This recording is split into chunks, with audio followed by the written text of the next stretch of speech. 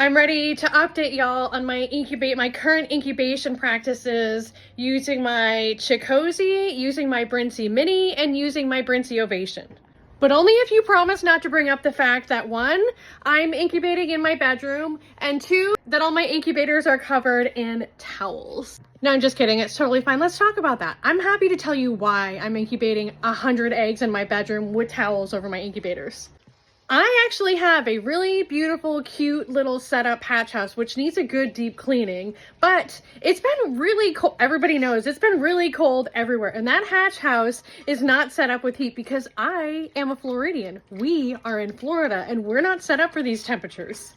So I couldn't incubate in there because it's too cold. And even if I were to have put a space heater in there, the temperature wouldn't have been, it would have dropped too low at night and been probably still not even high enough during the day. And incubators really need to be in like a room where the ambient temperature is about 70 degrees and like stays pretty consistent. Could I have waited until next month to incubate? I mean, that was my plan, yes.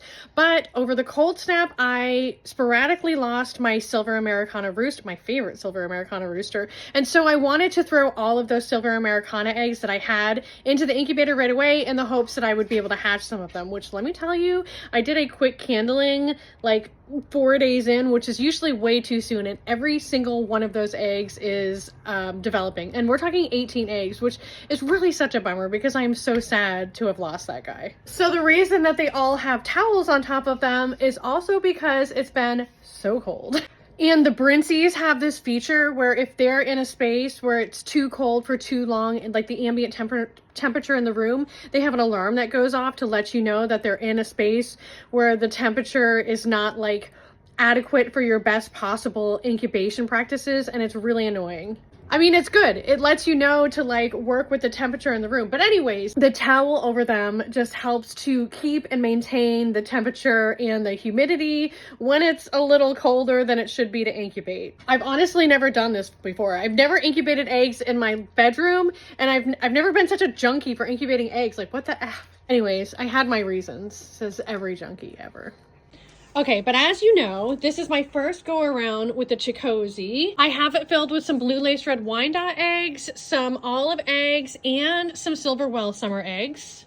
I'm not ready to candle just yet. I'm going to wait a couple more days, but what I am really excited to share with you is the consistency and the humidity in here. All I have done is been filling this tray, and I haven't even been filling it every day, and it has stayed a really consistent rate of about 40 to 43%.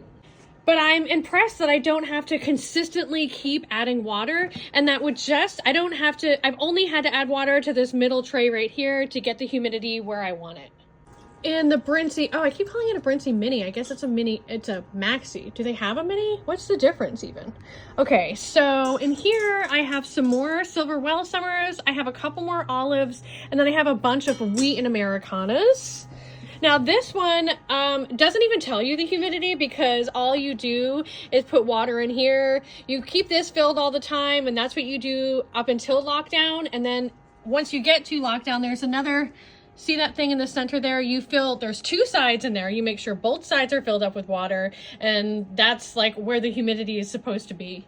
Also, you'll notice with my Brinseas that I have them set to 37.5 degrees Celsius as opposed to my like American. Brinseas are from England. They're made by an English company. And I just keep them to the 37.5 degrees Celsius because that's what the directions say. And it's just my theory with Brinseas that they are such a good product and so accurate that I'm just going to do exactly what the directions say. And it's worked out pretty well for me so far. And then we have the Brinsea Ovation EX with its auto humidity feature. And so this little thing is a problem for everybody when they first get this incubator. And you need to know when you get this incubator, whether it's the 56 egg or the 28 egg, that you're gonna need to set up this tube that sucks the water out for your auto humidity feature. So look at this, y'all. This right here comes unscrewed, and then you're gonna have this piece right here with a piece of tubing on it, and you're gonna have to wrap it around the little spinner thing and get it set up here, and then connect your tubing here. Does all this make sense? Connect your tubing here that goes into the water. When this thing spins, it like sucks water up, and that's how, look, that's from using well water in here, by the way. You should use like purified or spring water. That's all the stuff, the minerals and stuff from my well.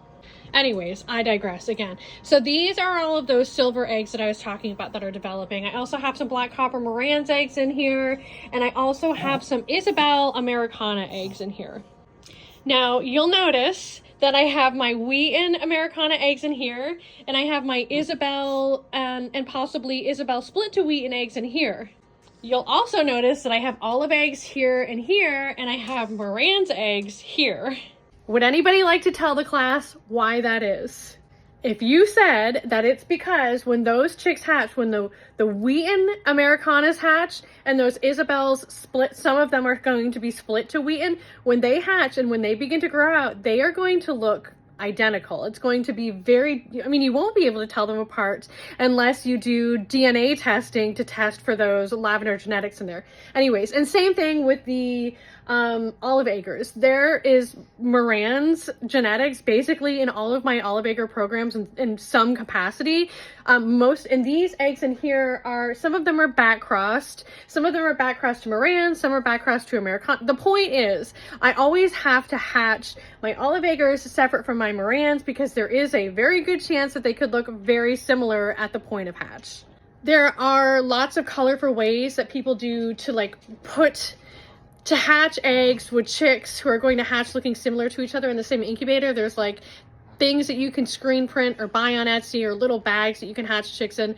I always just try to hatch them in different incubators if I can, and I try to house them in different places if I can, because things go awry, chicks jump over things, bags break, bands, even if you band the legs of your chicks, when those break, they fall off sometimes. Toe punching is a really useful method. But anyways, that's why I have these in multiple different incubators.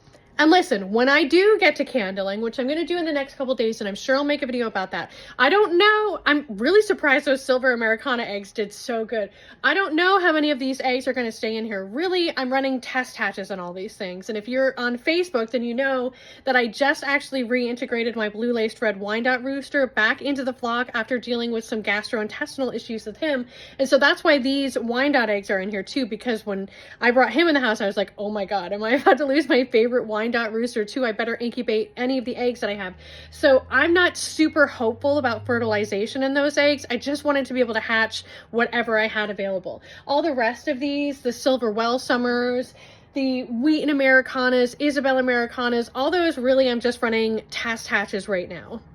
So let's hope that the weather stays where it's at now, because right now we're back to normal Florida weather where we're talking like 65, 70 during the day, 40 at night. It's beautiful.